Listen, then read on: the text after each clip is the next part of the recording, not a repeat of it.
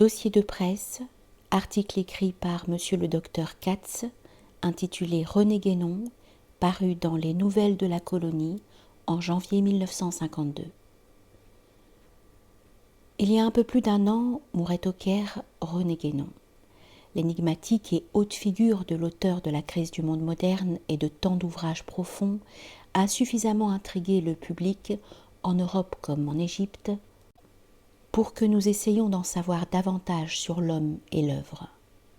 Nous avons demandé au docteur Katz, chef des services médicaux du lycée français, qui fut l'ami du disparu, son médecin, et parmi les rares qui l'approchaient dans sa retraite, de nous éclairer sur la démarche philosophique de René Guénon et de nous découvrir le sens et les raisons de sa critique aiguë de la pensée occidentale. Le docteur Katz. Ce n'est pas sans beaucoup d'hésitation que j'écris ces lignes. Il a fallu les instances répétées de M. André Herbelin, de longue date un ami, pour m'y décider. Que pourrais-je écrire, en effet, qui n'ait déjà été dit et redit mieux que je ne saurais le faire? D'admirables témoignages ont dernièrement été recueillis et groupés dans un numéro spécial des études traditionnelles, consacré à la vie et à l'œuvre de René Guénon. Plus récemment encore, à la cérémonie de la commémoration de la mort du Cheikh Abdelwahid Yahya, tel était le nom islamique de René Guénon, Madame Valentine de Saint-Point et M. Moscatelli se sont attachés à donner l'un des souvenirs personnels sur la vie du grand disparu, l'autre des points de repère précieux sur les idées maîtres de l'œuvre qu'il a laissée derrière lui. Ce qui suit n'aura donc pour objet que de présenter sommairement et dans ses grandes lignes ce que l'on peut appeler le message de René Guénon.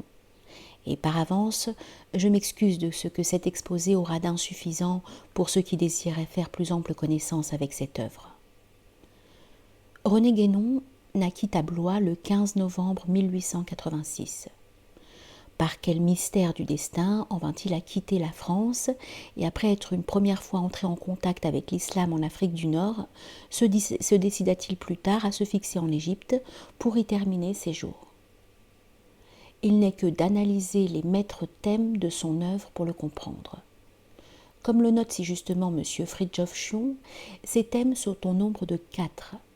La doctrine métaphysique, les principes traditionnels, le symbolisme et la critique du monde moderne.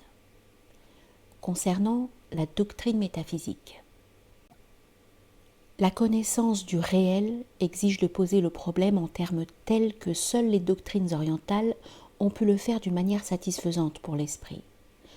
En effet, qui dit connaissance, dit réalisation.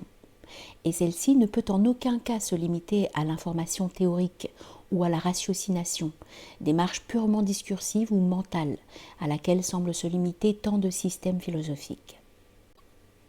La réalisation métaphysique exige l'éveil en soi d'une toute autre faculté, celle-là même que l'auteur désigne du nom d'intuition intellectuelle, et dont la plupart des auteurs de systèmes semblent pour Guénon totalement dépourvus.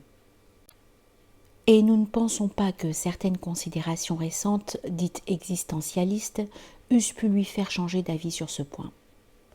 C'est de cette intuition intellectuelle, et d'elle uniquement, que peut découler une compréhension vraie des principes. Et c'est pourquoi toute recherche d'originalité, retouche propre à tant de faiseurs de systèmes, est si contraire à la spéculation métaphysique authentique. Ouvrez les guillemets. La vérité doit être d'abord entendue, puis comprise, puis méditée, dit la sagesse hindoue. Fermez les guillemets. Et c'est de ce fait vers l'Inde que Guénon s'est d'abord tourné comme vers une des principales dépositaires de la pensée traditionnelle. Cette pensée traditionnelle, cette pensée qui a toujours maintenu que la vérité n'est pas quelque chose qui s'acquiert comme un objet extérieur, mais quelque chose dont nous prenons conscience par l'actualisation, pourrait-on dire, d'une potentialité ou plutôt d'une virtualité qui n'a jamais cessé d'être nôtre. Actualisation comparable à la prise de possession d'un héritage ignoré de nous-mêmes, alors qu'il nous a toujours appartenu. Concernant les principes traditionnels, La tradition, pour Guénon, constitue la seule possibilité pour l'être humain de retrouver les principes. Si l'on a pu dire de ceux-ci qu'ils ne prouvent pas, qu'ils ne se prouvent pas, mais s'éprouvent, encore faut-il qu'une filiation directe nous relie à l'ensemble des vérités transmises par les traditions particulières, qui ne sont d'ailleurs que des modalités d'une tradition toujours identique à elle-même, celle que René Guénon désigne du nom de tradition primitive. La chaîne traditionnelle est le truchement par lequel, dans son état individuel humain manifesté, l'être peut retrouver cette filiation, et par elle, la vérité elle-même. Mais alors que dans les doctrines orientales, la connaissance traditionnelle a pu emprunter divers aspects, les uns proprement métaphysiques, les autres purement religieux, c'est cette dernière forme qui a prévalu en Occident, et c'est par conséquent par la voie religieuse que cette filiation a pu se faire, quoique cet Occident, dans sa quasi-totalité, semble avoir depuis longtemps perdu le sens de transmission véritable, qui est avant tout initiation. Concernant le symbolisme, dans la distinction que fait René Guénon entre l'ésotérique et l'exotérique, les symboles prennent une importance considérable. En effet, ils ont pour l'esprit une puissance évocatrice et suggestive d'autres états que les mots en tant que tels ne pourraient posséder. Et ce n'est certes pas les poètes qui s'inscriraient ici en faux. Ceux-ci déforment d'une manière, pour ainsi dire, inéluctable les idées auxquelles ils se réfèrent, leur transposition en langage discursif ne pouvant se produire sans cette trahison du réel.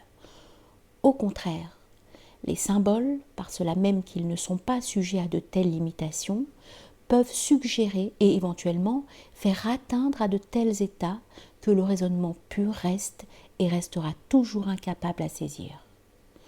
De plus, un symbole est susceptible d'applications très variées et toutes finalement légitimes, quoique se référant à des plans totalement différents.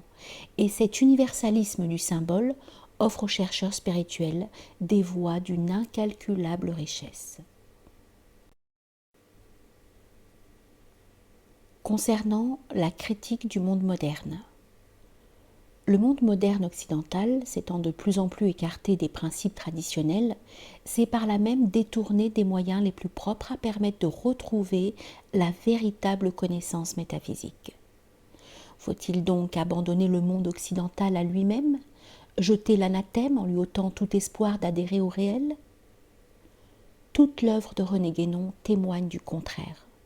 Durant 30 années de travail acharné, Guénon s'est donné comme mission d'essayer de faire comprendre à ce même Occident en quoi il a erré et comment, s'il persiste à poser à faux les termes de l'éternel problème, il ne peut continuer qu'à errer.